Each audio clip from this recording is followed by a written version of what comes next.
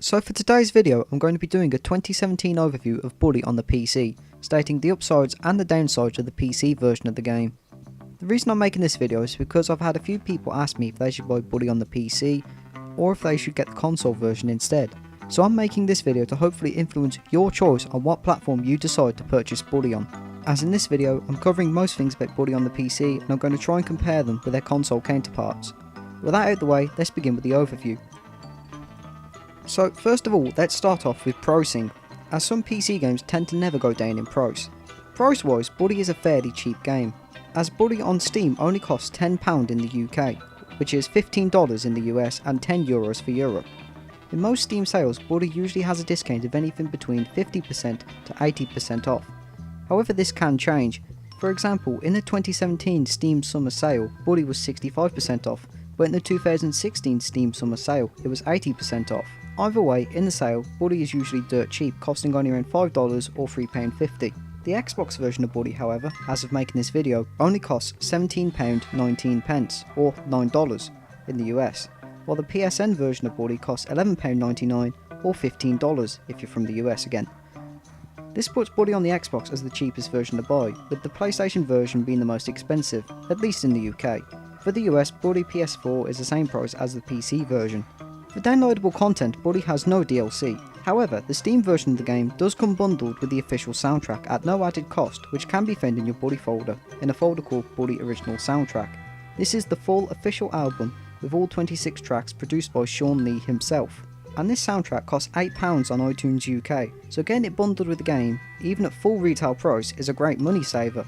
But is that worth paying nearly £3 or $5 extra? I'll leave that up to you, as someone watching this might love the Bully soundtrack, while someone else watching this may not care about the soundtrack at all. The tracks do come in an MP3 format with album artwork and artist credits, and the size is around 136 MB and a folder.jpg for Android users. PC DVD versions of Bully, however, tend to be rarer, and they do cost a little bit more than their digital download counterparts. For example, on eBay UK, people tend to sell the DVD version of Bully for around £12 to £15, which is cheaper than finding an Xbox 360 copy of Bully, which in the UK again sells for around £18 pre-owned. However, I do have some good news about the PC DVD version. It does not use any DVD keys, so if you're a bit hesitant about buying a used DVD copy of Bully off eBay, just in case there's no DVD key provided or something like that, don't be. Bully PC does not use keys, meaning you can safely buy that DVD version off eBay and it should work fine, unless of course the person scratched it to death. However, I will mention this, unlike Steam, which automatically provides all update patches, you will need to download the 1.2 patch off Rockstar's website if you do use the DVD version, as Bully version 1 is very horrible and has all kinds of bugs like memory leaks and infinite loading after talking to Dr. Travelsnitch in the first mission. Size wise, Bully is just under 5GB, which is not even 10% of Grand Theft Auto 5 size, so even if you have slower internet, it shouldn't take you long to download Bully at all. Although the download size for PSN and Xbox is about 2.9GB, although this could just be compression. Now, DRM is often a controversial statement amongst PC gamers, so what DRM does Bully actually use? Well, Bully only uses Steam's DRM. You do not require a Rockstar Games Social Club account to play Bully. All you require is a Steam account, and just need to be signed into that account. If you use the DVD version again, you don't even need to have a Steam account at all. And if I recall correctly, Bully's DVD version doesn't even use the DVD after you install it. That's not to say Bully is DRM free on the PC, however, as Bully cannot be put onto a USB and then plugged into someone else's computer. You'll get a side-by-side configuration error, meaning, you just got to install Bully basically. If you actually own the disc version of Bully, you don't even need an Xbox Live or a PlayStation Network account to play at all. But if you do buy it digitally, you do need to be signed into your account, just like Steam basically. For operating system support, Bully only supports Windows, as there's no macOS or Linux ports. Bully states it only supports Windows XP and Windows Vista, since at the time of release, Windows 7 didn't even exist then. And just for smart asses, Bully isn't going to run on Windows 2000 or older. I don't know if it's possible because I haven't checked myself, but it might be possible to run Bully on macOS or Linux through Wine. But I do know if you are a Mac user or a Linux user, you can just install Bully on a second partition, or via Boot Camp or Parallels in Mac's case, and just install Bully through there. But Bully is supported on Windows 7, Windows 8 and Windows 10, and since Bully is a 32-bit game, Bully will still run on 32-bit and 64-bit operating systems. Now Bully on Windows 10 is very infamous for being unstable and crashing very frequently, but has it improved since Windows 10's release nearly 2 years ago? In my opinion, it has improved a little bit. On releases prior to the Creators Update, which was released in April 2017, Bully did crash a hell of a lot, like nearly after 20 minutes of gameplay. But at least in my experience, Bully is a lot more stable on the Creators Update, since I've managed to play hour-long sessions without any crashing issues at all. Bully on Windows 8.1 and older operating systems is actually quite stable, with the game only crashing with very bad mods, or the occasional glitch. Like if you're running Windows 8, you can probably play through Bully in a single sitting without any issues at all. In my opinion, Bully is best played on any operating system aside from Windows 10. For controller support, Bully officially supports the Xbox 360 and Xbox One controller, even though it doesn't specify the Xbox One controller on the store page. All other controllers, such as PlayStation DualShock and the Steam controller, are unsupported, and I personally haven't tested them as I do not own them. I have heard the PlayStation 4 controller does work, but all the on-screen controller prompts will be those of the Xbox, which can make the game more difficult for players who do use the PlayStation controllers. But on the plus side, somebody did make a mod fix for this, which replaces all Xbox button prompts to those of PlayStation. And Bully does support custom key mapping for both controller and keyboard and mouse, which is a great feature since I am too accustomed to my GTA San Andreas loadout when using my keyboard and mouse. Now for optimisation, luckily Bully can run on modern laptops without any issues. For example, Bully runs just fine on Intel HD graphics at around 45 FPS, that's with the 30 FPS limit remover patch, I'll cover that in a minute, at 720p on low. This is great news, since this means people without a high-end gaming rig can actually enjoy Bully.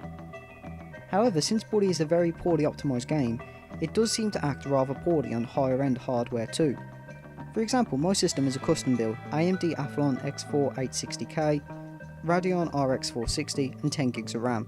I could run games like GTA 5, Witcher 3 and Black Ops 3 at 1080p high settings at 50 to 60 FPS in most scenarios. However, Bully is a completely different story, since even turning my shadows up to low knocks my FPS down to the mid 40s in most cases. While having shadows set off, I can play Bully at 60. However, this is until I get to Bullworth Town, where my FPS does take a small hit to the low 50s. Now in my opinion, this is absolutely horrible, because like I said, I can play modern games at high settings at a semi-decent frame rate. But the fact my PC struggles to play a game from 2008 on lower settings surely says how shoddy of a port Bully PC really is.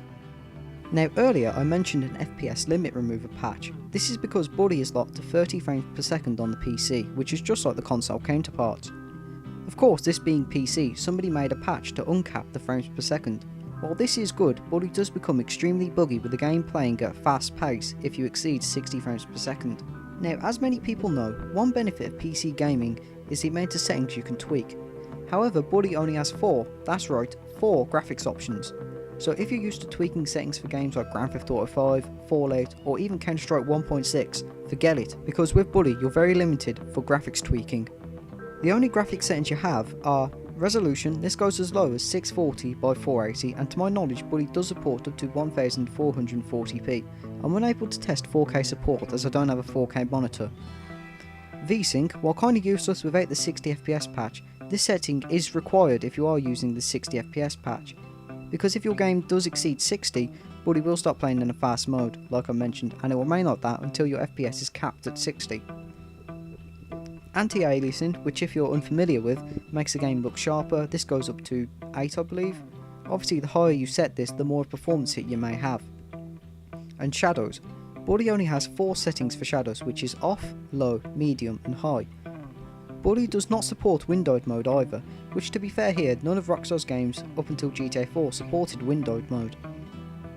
However, unlike GTA San Andreas, changing shadows basically requires you to manually restart the game, which is unnecessary, especially when you consider games like Grand Theft Auto 3 let you change settings from the pause menu, while Bully basically requires you to quit to the main game, then change your settings, and then load up your old save game. And that's not taking into consideration any lost progress, since you should save before quitting anyway. I'm not expecting anything like Rocket League, which lets you change settings live, if you know what I mean, but it's ridiculous.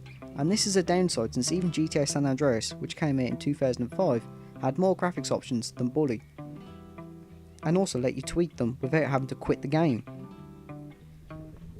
Now for sound settings you only have 4 options: music, effects and voice. The fourth choice is selecting your output, which is either stereo, surround or mono. Surround sound is, well, very broken, as you can hear all pedestrians no matter where you are. In fact, I'll show you what I mean.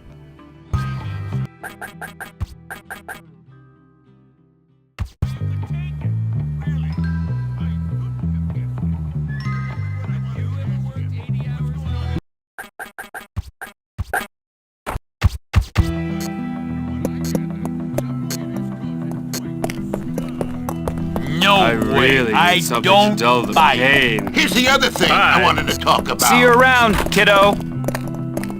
Hit the books, kid. What could possibly be more fun than learning?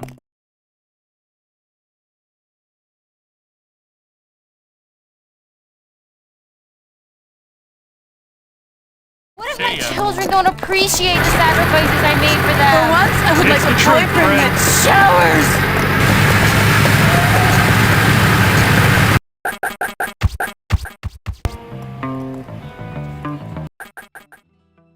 I apologise for that. So in closing, do I recommend Bully on the PC or console? Well, if you're into modding the game or you're using Windows 7 or Windows 8, I would recommend the PC version. I say that because Windows Vista sucks and XP is outdated anyway. If you're on Windows 10 you might not get a good experience, with the constant crashing and such, which would ultimately ruin your experience and could possibly turn you off the game, after you've spent half an hour doing missions and such, for it to crash randomly. If you've not got much money, I would say wait for a sale. As I mentioned, Bully's price does drop heavily in a sale. Plus there's loads of PC retailers out there, and I'm talking legitimate ones. And you know, Bully may go on sale on one of those sites anyway. So you don't always have to wait for a Steam sale. So that's it for this video, and thank you for watching.